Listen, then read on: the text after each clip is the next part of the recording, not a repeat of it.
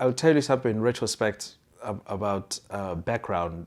So when I was in the UK, they did a documentary on Busgate, and then it highlighted a little bit about where I lived. And for people then who were working with me, didn't know that. They actually thought I came from Manchester, and they just treated me like equal. And I appreciated that because then it wasn't based on some petty thoughts of feeling sorry that it's so that now suddenly you're really good because of So for me, I think never make that be the who you really are. It can be where you come from, but then it's not really your essence, and you grow further than that. Disadvantage is about opportunities.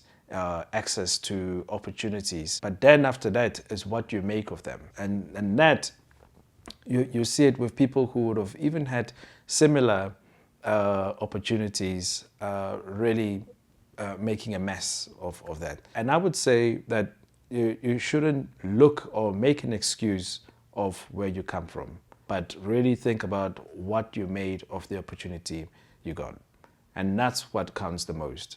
So a disadvantaged person would be the one that wouldn't have access, who wouldn't, maybe perhaps then is somewhere remote where there is absolutely no access to music tuition. But for somebody who's now perhaps already starting violin through a music program and so forth, I say just work your butt off.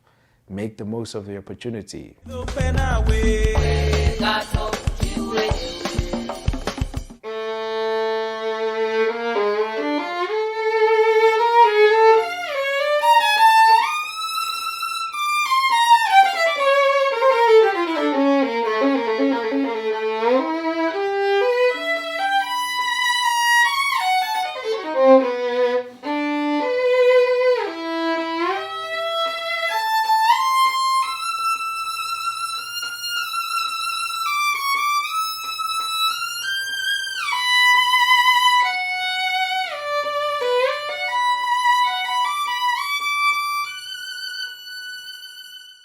My name is Samson Diamond. I'm the Primaria's first violinist of the Odayan String Quartet, and also lecturer at the Odayan School of Music at the University of the Free State. Around 1994, used to play tennis, and then the equipment started getting expensive, getting tennis rackets and so forth. So I thought, okay, with growing up in really humble background and situations, I thought, well, actually, I need to think of something else. I saw people carrying musical instruments. I lived quite close to a community hall in Diepkloof, Soweto, and with that, I saw something on TV and I recognized this, so I thought next time I'll walk along with these guys and see what they do. So I tried to enroll myself, and then I was chased away about one or two times. There was no real sort of intrinsic reason for wanting to play music. I just saw the instruments, thought, oh, that's interesting. Let's try that out. And then eventually, when I could gain access to the program, the guy that was running it said, to the other participants, that just grab an instrument. So I saw one in the room, and I also grabbed it. So I could just barely hold the violin, but not the bow. Then he realized that he's not seen me before. And he said, actually, I've not seen you before, so what are you doing here? Now I thought, okay, well, I thought we're all starting, this is our first lesson. In any case, then I was admitted, and a few months later, I met a lady by the name of Rosemary Nolden, who was helping this program in Diepkloof, Soweto, the African Youth Ensemble. And she started off a workshop program, and so she invited me to a music camp, along with everybody else. And this is like some 2 months or 3 months having just picked up the violin for the first time. And then she said, well, she took some sort of a keen interest on me, and then she said, okay, how about you play a solo? Now, all these terminologies at that time were really quite vague. So, and solo and cello sounded the same. So I thought, oh, I'll be moving up the ranks now. I'm going to be playing the cello. Because I thought you improved by the size of the instrument. So we went on this camp, and to my real disappointment, the solo meant that I had to learn Twinkle Twinkle Little Star, to perform it in front of all the participants. And then I also learned that with the violin, you get to play it for a very long time, as in for eternity. So then in some ways, then I fell in love with the sound, with the challenges, and then I thought, well, the thing that I enjoyed the most was then now making music with other people. And very quickly, I had also made friends. And then there was a happy combination of friendship and music. After that camp we stayed on, the program had some problems, and Rosemary Naldin decided to start her own ensemble, also based in Diepkloof, Soweto. And this was called the Basgate Soweto String Ensemble, which was formed in 1997. And I was lucky enough then to be one of the founder members and leader of the ensemble, one of the two leaders of the ensemble. And at that time, she already organized a tour or a visit from members of the English Baroque soloists, who were led then by, or conducted by John Eliot Gardner. Sir John Eliot Gardner now. So we had a fantastic debut concert at the Lind Auditorium. During the same year, I was also enrolled at the National School of the Arts, and I just started there, having been awarded a bursary to study there. And so I did my 5 years there at National School of the Arts, also whilst being a member of Basgate. Basgate was now starting to make a real success of its program. And so spending 5 years there at Basgate and at school, we then auditioned for a place to study in Manchester at the Royal Northern College of Music, under the mentorship of Basgate and through their sponsorship and care all round. And so I went to Manchester. Their initial plan was to study for an undergraduate degree for 4 years, which I did under Richard Island. But it was perhaps a shock of a success for all of us that I was allowed to come back then for a master's degree, which then I completed in the 1 year. And then thought my plan was always to, at some point, come back to South Africa. So having achieved that, I was now exposed to a different world of music making, especially chamber music. But I wanted to gain orchestral experience, working with really big names. Well, I had to compete with my peers, and I was lucky enough to then make it for the BBC Philharmonic Professional Experience Scheme, the Hele Orchestra Professional Experience Scheme, and the Manchester Camerata. And subsequently actually won the Charles Hele Award, because after spending the year doing that, they had a prize which all the participants then could compete for, and then you get yet another year of that support. And there I got to learn about big orchestral repertoire. And during that time, I thought then let me just audition for to play as an extra player, rank and file in any of the orchestras. One of them including the Academy of St. Martin's in the Fields. And very quickly with some of these top orchestras, they tour quite a bit. So at age 22, 23, I was already now touring and playing in really fantastic, amazing venues. But somehow, having been there and really loving it, getting all this experience, I was sort of disillusioned by the whole process or orchestral profession, because you could do that for a very long time. And I'd sat with one of the members who had been in the orchestra for 45 years. And I thought, well, I wonder, if there isn't more that one could do.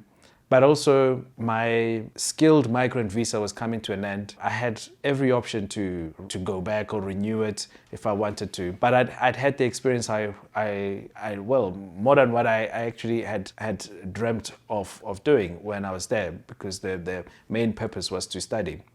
And so there were promises of doing things in South Africa, I suppose around that time towards 2010. It was the euphoria of the World Cup. And I thought, actually it would be good to come back home, and make a contribution of some sort. And so then I returned. And of course, I think drunk in the euphoria of the World Cup, artistically, it was a completely different thing, and culturally. And in fact, that has not changed. There's still so much work to be done. But then I came back, worked orchestrally, freelance, did everything. I ended up playing in a jazz band. We went around. I think in 2010, I was awarded the Standard Bank Young Artist for music. And then they thought that, I should collaborate with the jazz winner. And so they put us together. We had a little jazz quartet called Quattro Fusion. And the first gig, basically, the pianist, Melvin Peters, he just literally played a chord and he just looked at me, waiting for me to improvise. And as it were, like picking up the violin for the first time, and I said, okay, yeah, here we go. And we just do it. Which ended up in a CD recording. But the first gig, we were in Ghana, in Accra International Jazz Festival. We also went to Nigeria and Kenya, and this was under Standard Bank supporting all of that. And we played around the country, in Cape Town, in Johannesburg, at Grahamstown National Arts Festival at that time. But that's just a snippet of different things that one has done. And then orchestrally, was involved with several orchestras here in South Africa, mainly in Johannesburg, the Johannesburg Music Initiative, Johannesburg Festival Orchestra, Chamber Orchestra of Johannesburg, and the Johannesburg Philharmonic Orchestra, which then offered me a sort of a more formal employment as their principal second violinist around 2012. But within a year, then I applied for a position here as first violinist of the Odayan String Quartet, and moved to Bloemfontein, which in conjunction with that job, actually, it's also being a concertmaster, leader of the Free State Symphony Orchestra. So I left my stuff there in Johannesburg and the teaching, because I did quite a lot of that in the schools, and decided to come to Bloemfontein, where I've been now for some 8 years. Chineke Orchestra, so I'd obviously spent quite a lot of years in the UK and met various influential people. And I think it was around the time when I had just done a tour with my quartet to the UK around 2015 that coincidentally I got a message from Chichi Nwanoku. This was supposed to be a once-off thing. That she wants to do this performance of this orchestra that is diverse and representative of Black and ethnic minority classical musicians. And the first performance will be held in London at the Queen Elizabeth Hall. So I said, well, this sounds great. And so she invited me to come in as a principal second violinist for the Inception concert in 2015. And this was an incredible, a very important initiative at first. It was, as I mentioned, that it was supposed to be just the once-off. In this experience, I don't think I've had it anywhere else where the orchestra is really incredibly different, personalities and so forth, but also from all different walks of life and very different. But you walk on stage, and in London, for an orchestra to walk on stage and get a stand ovation, that was truly quite humbling, but also demonstrating a validation that this orchestra was now serving a deep gap that has been existing. People have just really not explored or really paid attention to. And so you can imagine that contrast, of an orchestra setting in a place where it will be predominantly white, and then walks in this predominantly black orchestra. And then the other change that is really positive is the audience itself being diverse. And I think it was a very important thing to change the perception of these silos of places being reserved for certain people. Because if you lived in London or just walked around in London and visited, you would see that there is diversity. There are lots of different people from everywhere. And why shouldn't you have that on stage as well, represented in the arts and so forth? So I thought that was an incredible thing to start off. And then, of course, these things work on invitation. Then there was the next one, and the next one, and the next one. And I've been really lucky to have had that association with the Chineke Orchestra and being called back a couple of times now, also being called back to lead the orchestra. More recently this year was to lead the orchestra for a performance at the Royal Festival Hall, and also to do recordings for an ad for the Queen's Platinum Jubilee celebrations. Yeah, and other actually more commercial recordings as well. But also in 2019, led the orchestra on a tour around Europe towards the end of the year. So been really, really quite lucky to have had a really positive experience, but also association and fantastic opportunities from there. Well, the first thing that we've seen that it highlights was the gap, under-representation. I remember for some of the orchestras where I was playing, I was probably one of the two black people in the orchestra, if not the one. And so in the UK, and that is something that we should concern ourselves with, that after decades and decades. And also the other thing that you want to highlight is not that you want to have black people there, it's that if there are people who are black people who play classical music, who study classical music, where do they end up? Where do they go? So that the representation part, but not only then just the players, but also the music, the black composers, where are they? So that was something that I think that Chineke Foundation is trying to highlight. It's about transformation. And once we feel that, there is inclusivity, there's equal representation and on merit, not the fact that, because they are black, we can just sort of excuse it for not being great, but that actually excellence as a prerequisite. And we've seen that with now the excellent musicians that have now suddenly been discovered, and some of them who have actually played in the Chineke Orchestra. So the idea is awareness and inclusivity, also with the same expectation, of excellence, if not higher expectations. So these things are important, and I don't think they're only in just classical music or what Chineke is trying to achieve. I think people have been trying this for a long time, but with Chineke Orchestra, it's been really more at the forefront of really pushing for this transformation agenda.